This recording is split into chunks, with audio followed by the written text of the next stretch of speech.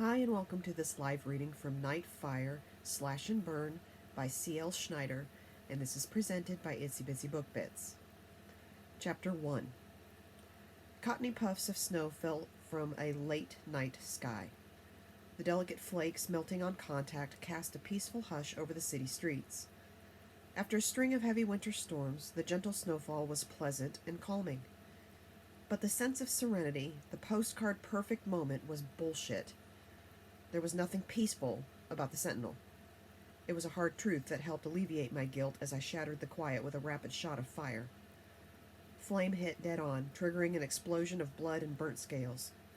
Gravity reversed the climb, sending the mess raining back down. Hot fragments sunk in with a sizzle into the snowbank. I wasn't too concerned with being spotted. I'd managed to lure my tail to a remote strip mall on the edge of the city. Half the stores were empty. The other half had closed hours ago. I'd drawn some attention as I wound my bike through the streets. Motorcycles were a rare sight this time of year. It was January 31st, and temperatures were well into the hell-freezing over range. The drifts left over from our last storm were nearly to the cuffs of my knee-high boots. But with high-end tires, enhanced eyesight, faster reflexes than a human, and the ability to regulate my body temperature, I made it work. After all, when you're being hounded by shape-shifting bounty hunters, speed and maneuverability are paramount. I threw another volley. The sphere hit the pavement, turning my opponent's forms into silhouettes against the sudden brightness. Shadows scattered and ran for cover. I made note of their number and direction as I pulled around back and rolled to a stop. Dropping the kickstand, I took my helmet off and released the rowdy red mane piled underneath. I spared a moment to tame the beast into a ponytail. After all, my pursuers weren't going anywhere. I was their mission. The guild had charged them with retrieving the nefarious traitor Dahlia Nite, as one delighted in shouting at me. Their objective, drag me to Drimera and drop me at the feet of the unhinged dragon queen they served. No surprise in my book, it was a tired tale I'd been told for 100 years. Knowledge would have made their orders clear: succeed or die trying. Time to show them which one I prefer. I shed my long leather jacket as I dismounted and spread it out over the bike. At least one of us will stay dry, I thought, as flakes landed on my exposed skin. The backless halter top was practical for shifting, but I would have preferred the soft worn fabric of my Sal's gym sweatshirt. With a sigh, I settled for scales and released them over my entire upper body. Reviving the sparks in my hands, I jogged to the front of the L-shaped building and across the empty parking lot. It was 11:50 p.m. on a Monday night. No fresh scents wafted out from the dry cleaners, the pretzel place, or the taco shack.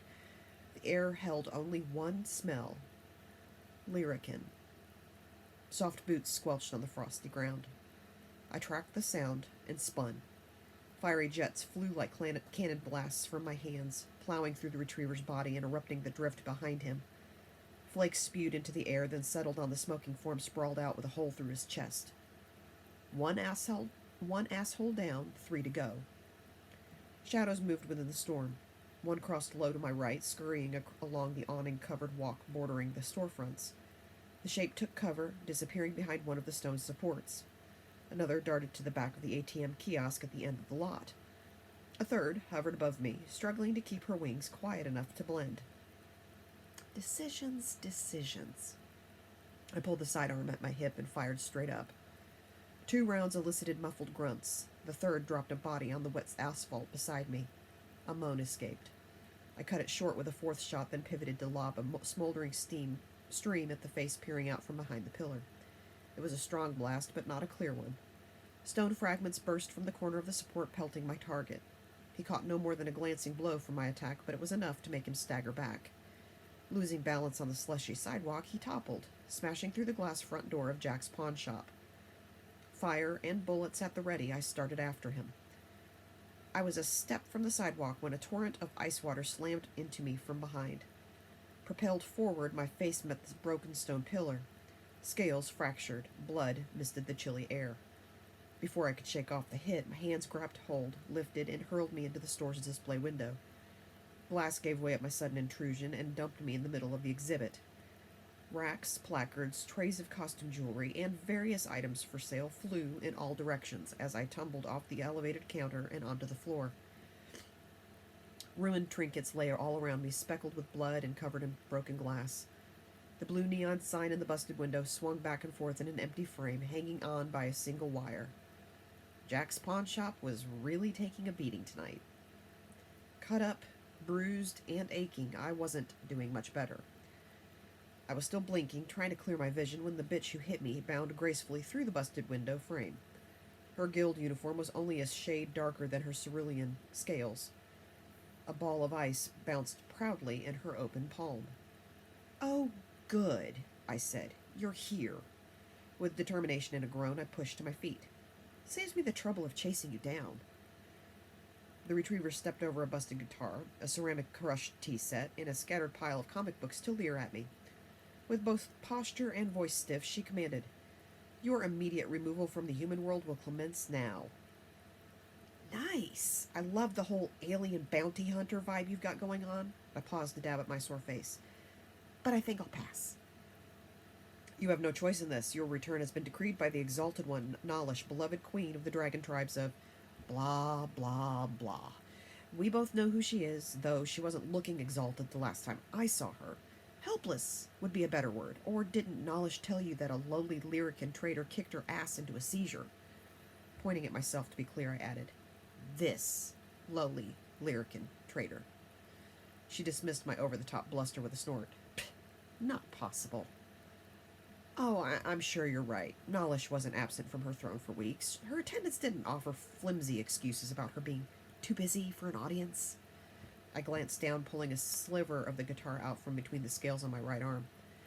"There definitely weren't whispers about her odd behavior, rumors of an illness, or some mysterious condition. Everything has been," I plucked another splinter from my side, "status quo." "You know nothing of what happens on Drimera." Based on what you assholes started stalking me, I'd say it took her a solid 7 days to recover. You do know you're the 4th squad that's tried and failed to fetch me? Bet she didn't tell you that, either." "No more lies. You don't deserve to even speak the Queen's name. Not that I'd expect anything but deceit from a filthy human lover." Her horned jaw lifted. A dark glaze took her eyes. Pupils dilated. Breath moved briskly through her lungs. I'd struck a nerve. Lyrican are not meant to understand the actions of an elder. We certainly don't question them. We are born only to serve their needs. And her current need is to reprogram me into submission. The warrant is written as a retrieval for questioning. "Nalish wants to talk?" My laugh trailed off into a wince as a pang hit my sore ribs. Our last chat involved kidnapping, drugs, and torture for 2 months.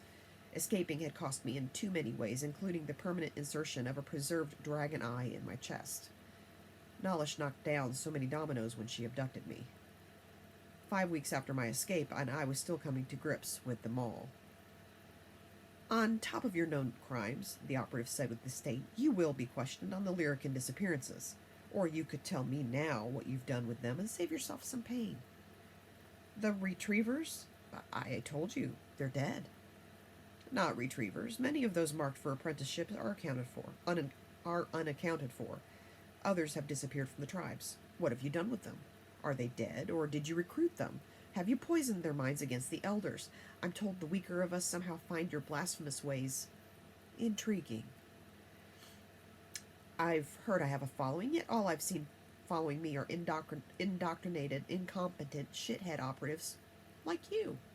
I flashed a tight smile. "And I'm definitely not recruiting. I have enough lost puppies to feed as it is." "Then how do you explain the missing?" "Without any information at all as to what the hell you're talking about. It's no secret creatures have been fleeing their homes in record numbers for months. Even ones that aren't prone to violence are desperate and hungry. Maybe it's a herd of refugees. Sorry, trespassers," I said, using the Queen's favorite word. "Something bold and pissed off enough to attack and eat the evidence." Her empty fist clenched hard enough to shake. "I will have the truth." "The truth? Oh, that's easy. I don't give a shit." It's not my problem if her sheep are wandering from their pens. I only hope they're smart enough to stray far outside Drimera's reach. It's the only way they'll ever learn how to think for themselves. I looked her up and down. Clearly it's too late for you. She unfastened a set of restraints from her belt and tossed them at my feet. The linking chain was made of unbreakable Drimerian metal. The attached gloves were lined with a thin layer on the outside to inhibit my use of fire. Put those on and remove that abhorrent human attire. Abhorrent? I looked down at myself. Who doesn't like leggings? And there's no way I'm putting those shackles on. I reached for my holster. Empty? God damn it! The weapon was in my hand when I hit the window. I must have dropped it. I glanced around at the mess, searching. She tossed the sphere of ice from hand to hand. Do you think I care if you cooperate? A corpse travels easier, and you'll revive in time for questioning. You're a fool if you think Nalish ever expected you to retrieve me. She doesn't believe in you. She didn't handpick you for this mission. Whatever flattery the Queen spewed when she patted you on the head and sent you off to find me was a lie. You're nothing but an expendable worker bee whose face she's already forgotten. A growl left the retriever's dark lips. Her dilated eyes hardened with a frightening glare as her emotions woke my empathic sense. They were bouncing all over the place, dark and unrestrained. Breath tore through her clenched jaw as her body trembled, begging for action. Is she on something? Her muscles were enlarging. Spines rose to push through the plates on her shoulders. Son of a bitch. She was on something all right, and it wasn't a recreational drug. Nalish was fond of utilizing a particular supernatural cocktail to enhance her operative's abilities. The mutating effects of chrysalis were unpredictable and not always survivable. If Nalish sent an augmented lyrican after me, I needed to put her down fast before she got her hands on me.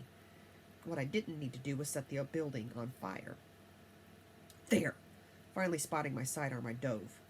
Her ice slammed into my shoulder as I slid, forcing me to switch hands as I snatched up the weapon, twisted, and fired.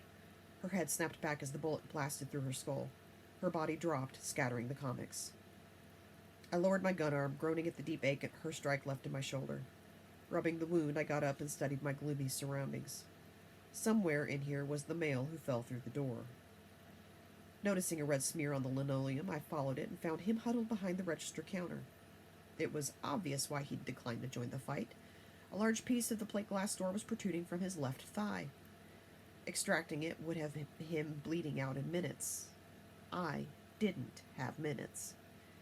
He opened his mouth to speak, and I shot him. After a quick detour into the office to blast the computers and any security feed they held to bits, I dragged the male's body outside in the middle of the lot. I went back for the female, then gathered the rest and added them to the pile. Blood wet the shop floor and colored the layer of slush on the sidewalk and parking lot. The evidence was unfortunate, but I had no time for cleanup. Even if breaking the pawn shop door didn't trigger an alarm, someone would report the gunshots, if not the commotion. It was too quiet for the sound not to travel. Whatever clues were found would need to be concealed or falsified by one of the guild-trained operatives in the crime lab or the morgue. That was how it worked. I made my dent, shut down whatever supernatural wrongdoing was afoot, and slunk back into the shadows. Sometimes it was messy.